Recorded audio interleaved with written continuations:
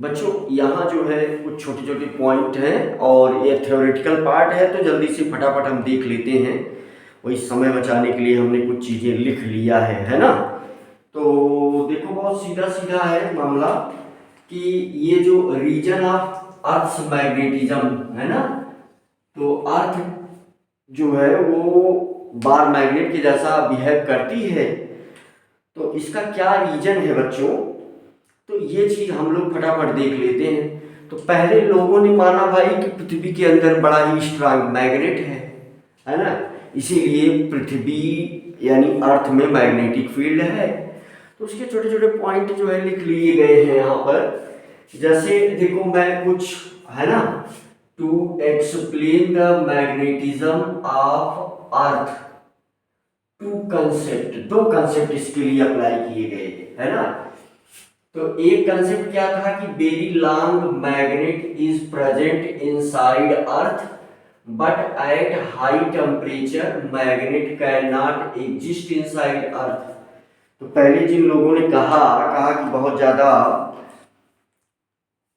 बहुत strong magnet है, इसी वजह से पृथ्वी के अंदर बहुत ज्यादा स्ट्रांग मैग्नेट प्रेजेंट है, इसी वजह से वो क्या करती है, पृथ्वी के अंदर मैग्नेटिज्म है। तो अब जो लोग ये बता रहे थे उनके सामने प्रश्न खड़ा हो गया कि पृथ्वी के अंदर इतना ज्यादा हाई टेम्परेचर है, तो क्या उस पर जो है मैग्नेट एग्जिस्ट करेगा। तो ये कंसेप्ट तो तुरंत फेल कर गया, तो बेकार, किसी काम नहीं आया है ना। ऐसा कोई अर्थ है इसके अंदर ये स्ट्रांग मैग्नेट है? ऐसा कोई अर्थ है इसके अंदर जो है एक कोई स्ट्रांग मैग्नेट है ना। चाहे ये डायरेक्शन साउथ और नॉर्थ ऐसा कुछ हम बना दें, चलो यहाँ साउथ यहाँ नॉर्थ, ये इमेजिनरी है ना। अब दूसरा कंसेप्ट क्या था, दूसरा कंसेप्ट ये है बच्चों कि आप भी जानते हो अर्थ क्रस्ट जो है वो अर्थ क्रस्ट के नीचे मोल्टेन पार्ट है मेटल्स का। तो वो मोल्टेन पार्ट जो है आयन के फॉर्म में रहेंगे क्योंकि टेम्परेचर बहुत ज़्यादा है। और आयन अगर घूमे कि भाई मैग्नेट दो वजह से होता है, या तो कोई मैग्नेटिक मटेरियल हो या तो करंट की वजह से। तो यहाँ करंट वाला कंसेप्ट लागू हो गया। तो करंट वाला कंसेप्ट क्या लागू हुआ बच्चों कि magnetism of earth is due to molten metallic material. वो मोल्टेन मेटालिक मटेरियल क्या है, Fe है, Ni है, सिलिका है, एल्यूमिनियम है ना, इनसाइड अर्थ। ये घूमेगा भाई, आयन घूमेंगे है ना। आयन अगर घूमेंगे तो सिंपली हम ये समझ सकते हैं, अगर आयन घूमेंगे तो these are present in ionic form due to high temperature. तो ये सब आयन के फॉर्म में प्रेजेंट है, और अगर घूमेंगे तो फिर ये अर्थ की मैग्नेट इस प्रकार से बन जाएगी। अर्थ की मैग्नेटिक फील्ड ऐसी है, यानी बाहर जो है वो साउथ टू नॉर्थ है ना। तो अच्छा, ये चीज इसी से अर्थ के मैग्नेटिज्म को एक्सप्लेन करना बिल्कुल सरल हो गया है ना। तो अब जल्दी से हम लोग ये बात समझ लेते हैं, जैसे कुछ अन्य प्लैनेट का जो मैग्नेटिक बिहेवियर है, यहाँ एक दो एग्जांपल हमने लिख दिया है। तो mercury has very weak magnetic field. क्यों वीक मैग्नेटिक फील्ड है? It's small size and slow rotation, small size and slow rotation है ना, स्लो रोटेशन की वजह से। Moon has no metallic fluid, no magnetism, उसके अंदर कोई मैग्नेटिक फील्ड नहीं है क्योंकि उसके पास मेटालिक फ्लूइड नहीं है। वीनस जो है इसका रोटेशन भी स्लो है, इसलिए वीक मैग्नेटिक फील्ड रखता है।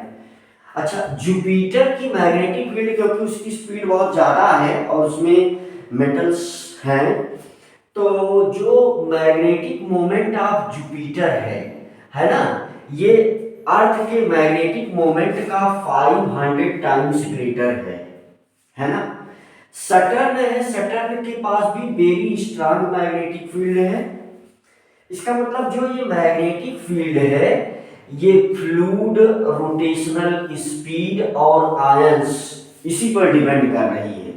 यानी अर्थ की मैग्नेटिक फील्ड इन तीन चीजों की वजह से है। हम यहाँ जूम करके फिर से रिकॉर्डिंग कर रहे हैं, मेरे ख्याल से आपको बातें समझ में आ रही होंगी। जैसे मैग्नेटिक फील्ड की पहली वजह है फ्लूइड, दूसरी वजह है क्या, रोटेशनल स्पीड, तीसरी वजह है आयंस। इसी वजह से अर्थ में भी मैग्नेटिक फील्ड है ना। तो बच्चों अब हम लोग magnetic field lines of earth के विषय में जल्दी से, ये सब थ्योरेटिकल पॉइंट है, आप लिखेंगे वैसे कुछ बता भी दे रहे हैं, है ना। Magnetic field lines of earth, है ना, magnetic field lines of earth like bar magnet, तो बार मैग्नेट के जैसा है ना। अब आप समझें इस बात को। अब यहाँ पर जो मैग्नेटिक पोल्स है और जियोग्राफिकल पोल्स है, ये दोनों डिफरेंट होते हैं, है ना।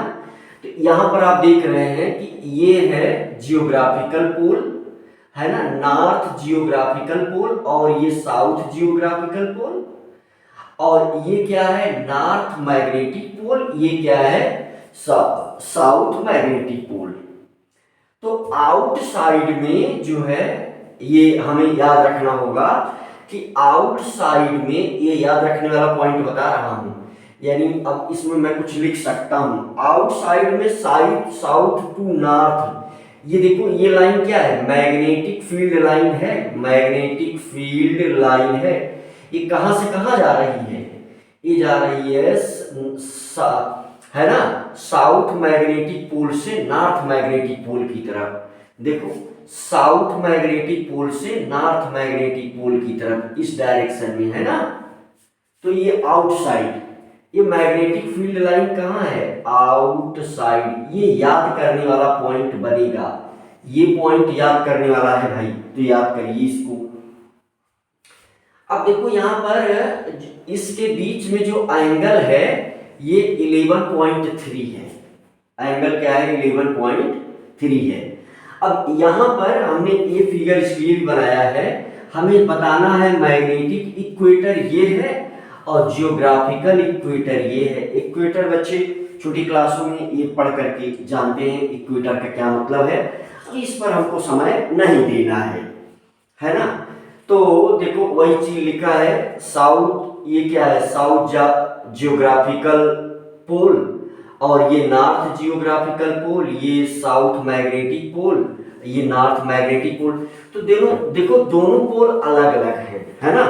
अब अगला पॉइंट ये है, ए freely suspended magnetic needle stage इन नॉर्थ साउथ डायरेक्शन।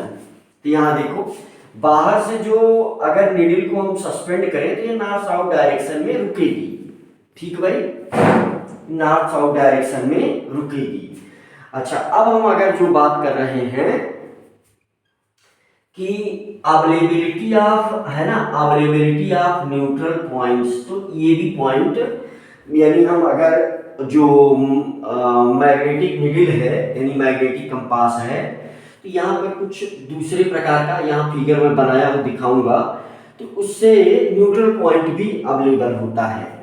अब यहाँ पर एक पॉइंट और जो याद रखने वाला है, स्ट्रेंथ ऑफ अर्थ मैग्नेटिक, है ना, अर्थ मैग्नेटिक फील्ड, तो ये कितना है, 10⁻⁻⁴ टेस्ला, और ये दिल्ली में लगभग 0.35 गास है, ठीक है ना भाई।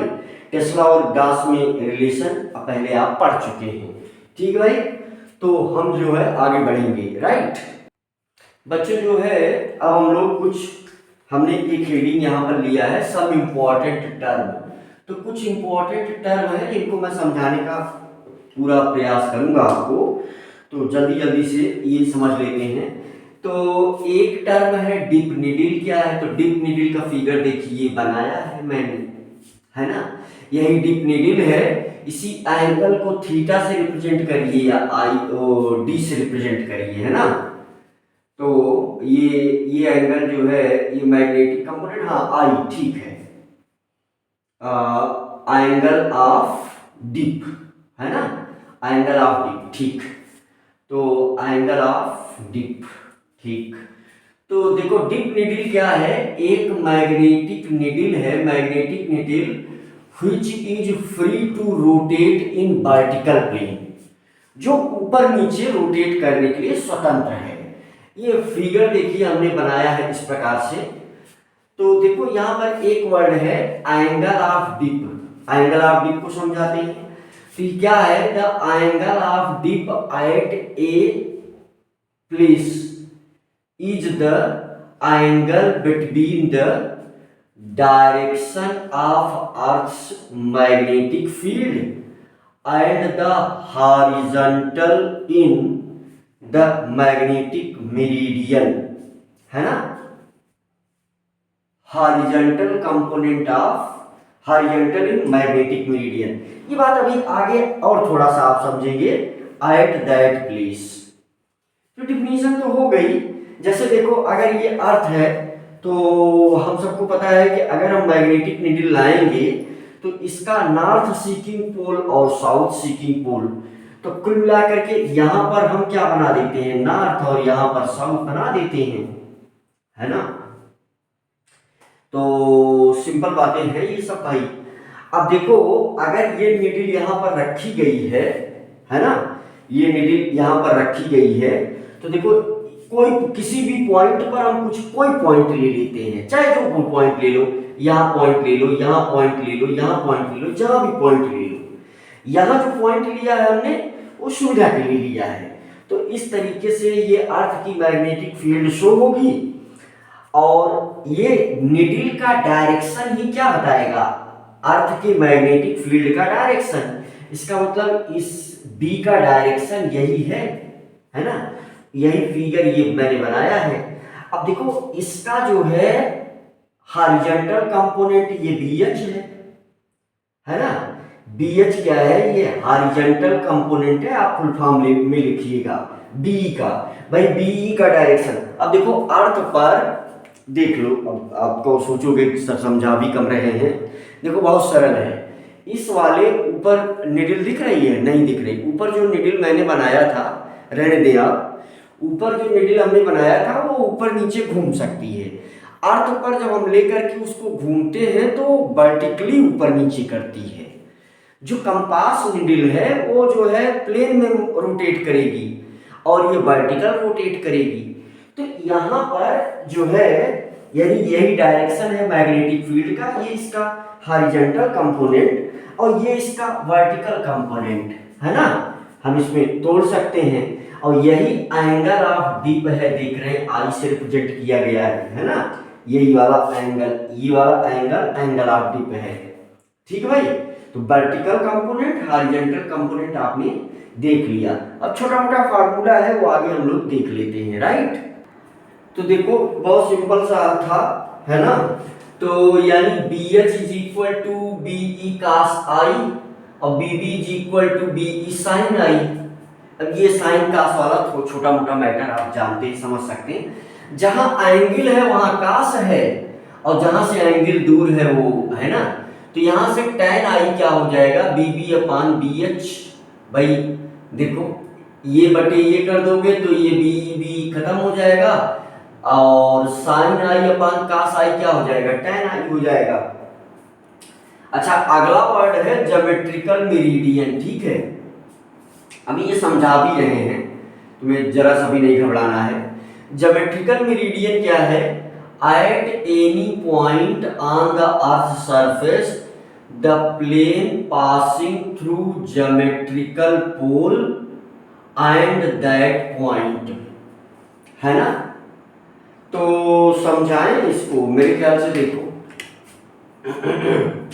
मेरे ख्याल से देखो ये देखो बहुत सरल है।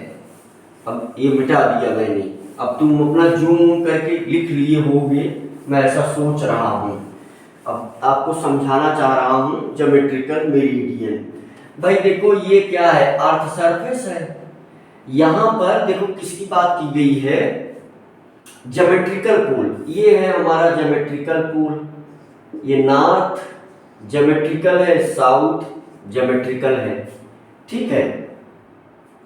अब यहां पर कोई पॉइंट है जिससे हमें जो है ज्योमेट्रिकल मेरिडियन, है ना। तो यहाँ एक ऐसा प्लेन पास करो जो इससे गुजरे, तो ये ऐसे कुछ गुजरेगा ऐसे, ठीक है। तो ये क्या बन गया, ज्योमेट्रिकल मेरिडियन बन गया। मतलब कि हमें जो है एक ऐसा प्लेन पास करना है जो पोल से भी पास हो और उस पॉइंट को भी टच करे।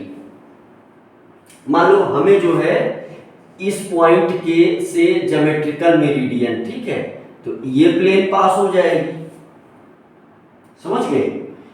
तो देखो और समझा देते हैं, ये अर्थ सरफेस है, ये देखो ऐसे कल्पना करो, दिमाग में अपने बाल को कल्पना करो, तो बाल का एक टॉप एंड होगा, एक लोअर एंड होगा, है ना, वही उसका ज्योग्राफिकल पोल हो गया। अब उसके सरफेस पर किसी पॉइंट पर अगर हम एक भाई, है ना, कोई सरफेस पास करोगे तो प्लेन बनाना पड़ेगा ना, तो वहां से और सरफेस पर किसी पॉइंट, बाल होता तो मैं, अब देखो ऐसा है, तुम देखो बहुत सिंपल, बहुत सरल है, फिर से देखो, कोई बाल लो, बाल बड़ा फुटबॉल ले लो, फुटबॉल का एक नॉर्थ एंड है, एक साउथ एंड है, मुझे लग रहा है बात समझ में आया। अब उस अर्थ सरफेस पर, उस बाल के, फुटबॉल के सरफेस पर कहीं उंगली रख दो, चाहे जहां तुम्हारी मर्जी कहे। अब एक प्लेन पास करवाओ जो नॉर्थ पोल साउथ पोल और उस पॉइंट से पास करे, तो ही ज्योग्राफिकल मेरिडियन हो गई, वही प्लेन, ठीक है। हाँ, तो मेरे पास बाल है, मैं दिखा भी सकता हूं, तो इस समय बाल मुझे नजर आ गई, ठीक है भाई। देखो मैग्नेटिक मेरिडियन हम इस बाल से समझा दे रहे हैं। अभी देखो ये वाला जो है ज्योग्राफिकल नॉर्थ है और ये वाला ज्योग्राफिकल साउथ है, मेरे ख्याल से दिख रहा है साफ साफ। तो बताओ, यहां एक पॉइंट ले लो, अब इस पॉइंट से और इस दोनों पॉइंट से, इस वाले से, इस वाले से और इस पॉइंट से एक प्लेन पास कर दो, वही ज्योग्राफिकल मेरिडियन हो गया। अब इसका मैग्नेटिक हो सकता है यहां और यहां हो, तो मैग्नेटिक मेरिडियन का मतलब यहां और इस पॉइंट से, और यहां अगर हम कोई पॉइंट ले रहे थे, एक प्लेन पास कर दो। देखो प्लेन पास करना कितना आसान है, ये दो देखो, ये दो पॉइंट हैं मेरे ख्याल से, ये देखो दिख रहा है, ये दो पॉइंट और यहाँ एक पॉइंट, इसी को ऐसे कट करते हुए, है ना, जिससे कि ये हो। तो मेरे ख्याल से बहुत सरल है, बहुत ज़्यादा इसमें हमें नहीं पढ़ना है। तो ऐसे ही मैग्नेटिक मेरिडियन है भाई, डिफिनीशन लिख दिया गया है, at any point on earth surface the plane passing through the, है ना, magnetic poles and that point. तो ये मैग्नेटिक, ये क्या है हेडिंग, मैग्नेटिक मेरिडियन। अब देखो एंगल ऑफ डिक्लिनेशन, है ना, तो ये एंगल ऑफ डिक्लिनेशन जो है, ये है एंगल ऑफ डिक्लिनेशन, क्या याद करोगे, angle between geometrical meridian and magnetic meridian, angle between geometrical meridian and magnetic meridian, ये हो गया मामला। तो अब यहां पर हम angle of declination, angle of inclination, ये सब दिखा दे रहे हैं एक साथ, है ना। तो यहां पर हम एक हेडिंग, अब ये हेडिंग के रूप में elements of earth magnetic field, क्या मतलब हुआ इसका, इसका ये मतलब हुआ कि अगर हम अर्थ की मैग्नेटिक फील्ड के सारे एलिमेंट को जान जाएं, तो किसी भी पॉइंट पर हम मैग्नेटिक फील्ड को कैलकुलेट कर सकते हैं अर्थ सरफेस पर। फिर से रिपीट कर दूं, अगर हम अर्थ की मैग्नेटिक फील्ड के सारे एलिमेंट जान जाएं, तो हम अर्थ के सरफेस के किसी भी पॉइंट पर मैग्नेटिक फील्ड को कैलकुलेट कर सकते हैं। तो इसके कंपोनेंट क्या क्या हैं, एक तो है एंगल ऑफ डिक्लिनेशन जान जाए, जिससे अल्फा से रिप्रेजेंट किया गया कहीं कहीं पर और डी से रिप्रेजेंट किया गया, चाहे अल्फा से करो चाहे डी से करो। अच्छा, मैग्नेटिक डिप और मैग्नेटिक इंक्लिनेशन, है ना, तो यही एंगल ऑफ इंक्लिनेशन है, तो इसको आई से रिप्रेजेंट किया गया, कहीं कहीं थीटा से रिप्रेजेंट किया गया है। ठीक भाई। और horizontal component of earth magnetic field, तो ये 3 एलिमेंट हैं। अगर 3 का पता चल जाए तो आप सब कुछ कैलकुलेट कर सकते हैं मैग्नेटिक फील्ड के विषय में अर्थ की। ये इतनी मोटी सी बात है। अब चलो मैं तुम्हें दिखा रहा हूं, क्या मैं तुम्हें दिखा रहा हूं, ये है, देखो मैं जो कलर कर रहा हूं ये है ज्योमेट्रिकल मेरिडियन। ये क्या है? Geometrical meridian. मेरे ख्याल से क्लियर हो रहा है। ये ज्योमेट्रिकल मेरिडियन है। देखो ये लिखा है मैंने ज्योमेट्रिकल मेरिडियन। इस एंगल को किससे रिप्रेजेंट किया गया? डी से। ये आई है एंगल, है ना, आई एंगल है। अब ये क्या है? ये है मैग्नेटिक फील्ड ऑफ अर्थ।